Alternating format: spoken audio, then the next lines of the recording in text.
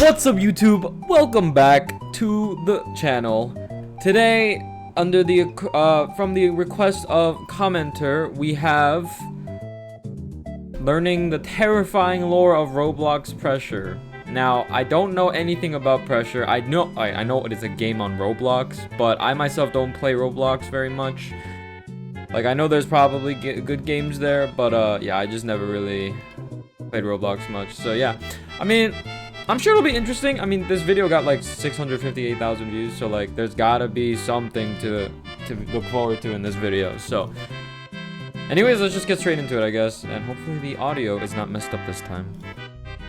Pressure has some of the best the storytelling audio's in any okay, Roblox game I've ever played. From slowly revealing the inner workings of the Hadal Black Site to Sebastian's terrible origins to the horrifying anomalies spread throughout the game. Okay, so it seems like this game is very quite a sight to behold. lore heavy as well. I've already made one video about Pressure, going through the game and experiencing it for the first time. However, Pressure is a game that rewards people who continue to return to the Hadal Black Site even after their mission is complete. Throughout the game, there are files that you can pick up, each of them revealing Man, it's kind of crazy how far Roblox has come, because there's so many, like, I feel like there's at least 5 times I can count that I looked at like a Roblox game and thought it wasn't like I thought it was an actual game, like a different game, but then it ended up being Roblox. And it always surprises me how good the people who make the Roblox games, or some of the Roblox games, are at what they do, because it's insane. Like, it looks like it's not even in Roblox. The things that go bump in the facility. I'm such a sucker for storytelling like this. You can get the entire story of Pressure so far if you simply buy Sebastian's document and beat the game. However, there's so much more content in this game besides that, and in this video, I'm going to explain as much of it as I possibly can. But before we get into the nitty-gritty details of this terrifying game, let's talk about what is no doubt the reason a lot of you clicked on this video.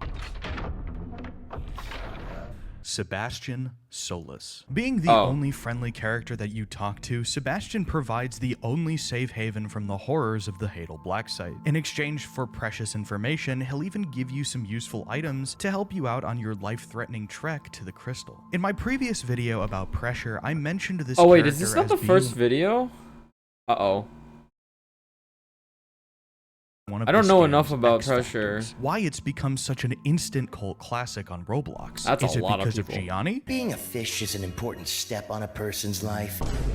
Yes. However, the lore of Roblox Pressure goes far deeper than one may initially think. And in this video, I'm going to explain as much of it as I possibly can. Hopefully so they let's go over dive the in basics. and see what we can find. To say this game is heavily inspired by the SCP universe is an understatement. A secret underwater base containing God knows how many terrifying and deadly anomalies, a criminal sent there to retrieve something important, sounds pretty familiar to me. However, to understand the lore of Pressure, we first need to understand the nexus of this entire game, a mysterious corporation known as Urban Shade.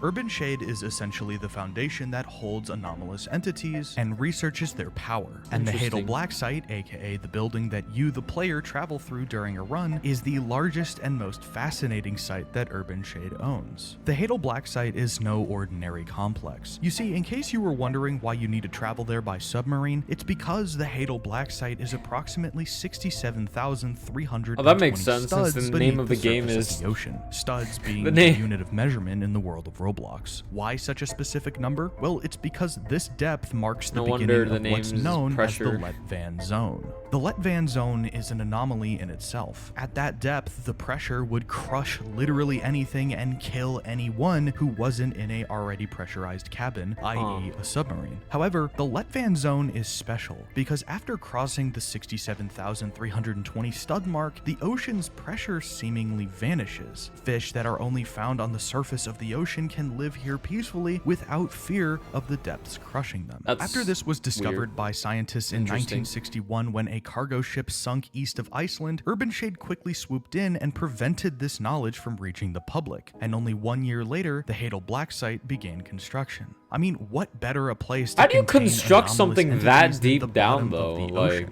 now, Urban Shade isn't exactly the most philanthropic organization out there. Their attempts to harness the powers of the anomalies they've captured has led to some unfortunate incidents. After the Hadal Black Site was fully operational, they could finally begin their true work. Human experiments. Of course. You see, Urban Shade, while holding these anomalous beings, began work on an experiment to give human beings the ability to breathe underwater by literally giving them gills. A horrifying thought to most, but not to Urban Shade. However, to do this, they needed test subjects, but they couldn't exactly post a listing on Glassdoor for human rights violating experiments. No, they needed people who didn't matter to the rest of society. They needed people who were cast aside and left to rot. They needed the absolute bottom of the barrel individuals that nobody would ever miss. They needed someone expendable. Honestly, this game seems pretty interesting. Maybe I will play it. But you know who isn't expendable? Try it out. All of you. But only if you subscribe to and at the rate we're subscribe button. It's completely free. Favorite poster boy comes in. Sebastian I've seen this character before in a short, but I didn't know what game it was from, like what Roblox game it was from. Of 9 people. Urban Shade saw this as a possibility of parole for the supposed murder of 9 people. Urban Shade saw this as an opportunity, and before they could bring the hammer down on Sebastian, he was whisked away by Urban Shade. However, to keep the media quiet, he was still pronounced dead by the government. And to be honest, death would have been a much better fate for our friend Sebastian than what Urban Shade had planning in the shadows. They quickly began their experiments on Wait, so you're telling me that used to be human? Sebastian used to be DNA from a blue whale, a sea snake, a great white shark, a mutated no wonder he anglerfish, looks a silver terrible fin, and a mantis shrimp, along with a mysterious, presumably anomalous entity. This naturally caused Sebastian to undergo some of the most painful mutations a human being that doesn't could ever look possibly exactly fathom, fun. losing both of his legs and having them replaced by a massive tail and growing a third arm just below his left. After that's this transformation, Sebastian could in fact breathe underwater. However, the mutations were so great that Urban Shade deemed him a lost cause and sent him to the Hadal Black site for monitoring. This experiment was later refined for future subjects, but the damage was done, and Sebastian was not happy. During the journey to the Hadal Black site, Sebastian managed to feign the effects of a tranquilizer, no doubt because the researchers didn't really know how powerful he had become. He then murdered an elite guard and stole his badge. This allowed Sebastian full access to the entirety of the Hadal Black site. I made a joke in my previous pressure video about the description of the Uneasy Alliance badge. The badge for doing business with that guy, the description says, "The only reason why you're playing this game," which is probably the most self-aware dev comment I've seen about this. Is that true? He's like, is everyone playing the game because of Sebastian? On how obsessed the player base was kind with of this character, but it actually has a double meaning. The only reason why you're playing this game is quite literal as a statement, as Sebastian was the one who set free all of the hostile anomalous entities that we see throughout the game. That's funny. In an act of revenge, Sebastian essentially caused the destruction of the entire Hadal Black site, meaning that Urban Shade personnel were no longer able to work there safely. This is where you, the player, come in. Similarly to how Urban Shade needed criminals and vagabonds for their horrifying experiments, they now need similar individuals to retrieve a very special crystal inside the deepest and oldest parts of the Hadal Black site. Now, this is obviously a horrible thing that Urban Shade is doing. They clearly aren't willing to risk their own personnel, but sure, just throw 10,000 prisoners into the fire. What could possibly go wrong? However, for Sebastian, this is a dream come true. Scattered around the Black site, there are files, DNA tubes, and USB drives that contain juicy information about Urban Shade. We as the player have no real use for these, as we're simply there to retrieve a crystal and escape. But for Sebastian, this information is worth its weight in gold. He clearly has ulterior motives when it comes to enacting his revenge upon Urban Shade. If Sebastian's trying to return to being a human, but that doesn't seem really possible with how mutated he's This is what people consider to be the quote-unquote main story of Pressure. An expendable prisoner goes on a journey into the Hadal Black site to retrieve a crystal while inadvertently helping someone who is actively trying to destroy Urban Shade from the inside. It's a surprisingly well thought out and interesting story that I hope gets improved upon as the game gets updated. But there are more layers to this game. That stuff is pretty straightforward. It's a simple revenge story. But as you play this game more and more, you find more and more files that you can pick up, each revealing another particular mechanic of this world. This can include information about the anomalies that you come across in your travels. Bro, this game seems so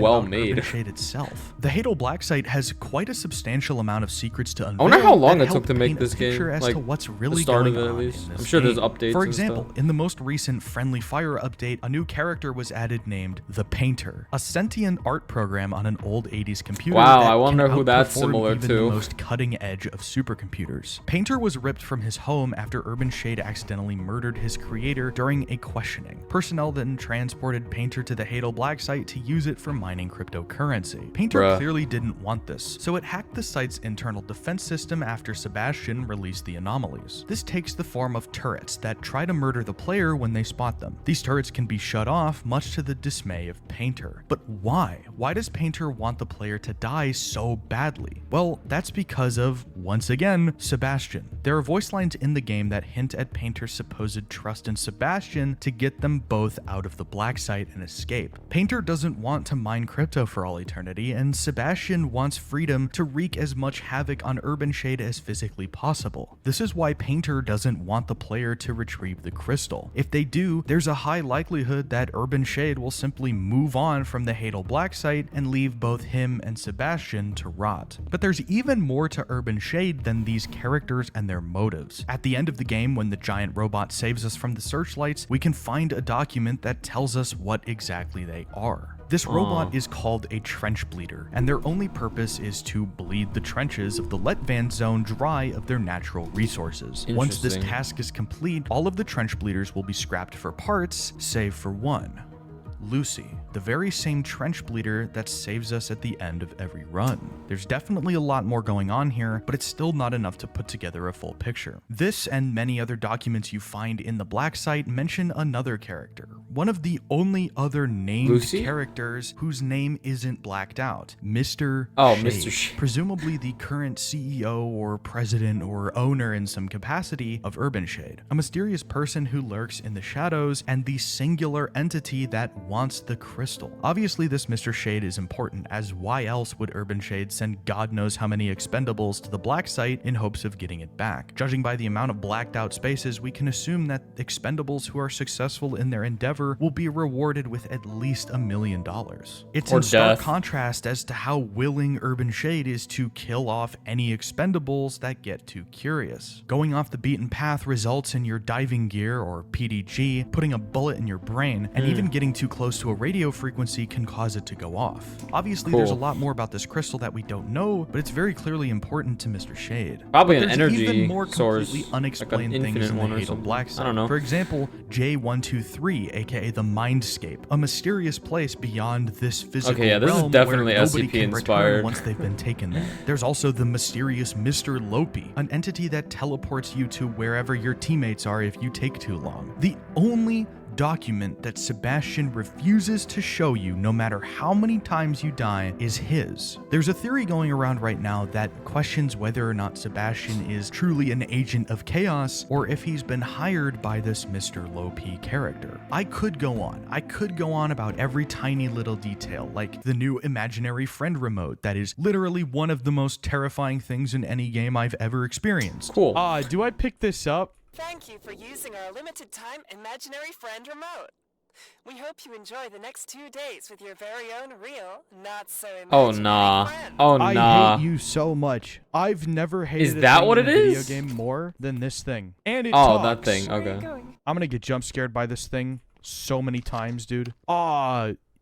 Yo, you seeing this? Or the nexus of these mysterious void puddles that find themselves in lockers. But if I were to go over literally every single document in this game, it would take a very, this game is long massive. time. I So I'm didn't just even going to know say it was this big. There's I so knew much Pressure more to would, like, uncover in was this a game. game And I that a hope lot of people as play, Pressure but- receives more content, we will receive more story. Because unlike Doors, this game has a story. It has lore. It has an X factor. And it has even more potential. So, thanks for watching. Oh, that's it?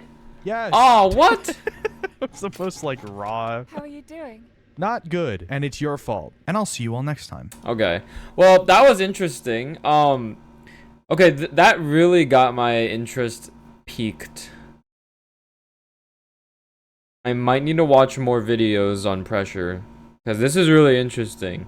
Although, I don't know. Wait, how old is this video? Oh, 10 months. Okay, so there's got to be more stuff now. Surely, there's got to be like tons of lore. So I'm gonna watch another video probably in the coming week. But for now, that's the end of this episode. So stay hydrated, stay healthy, and have a wonderful rest of your nice last day. I will see you guys in the next one.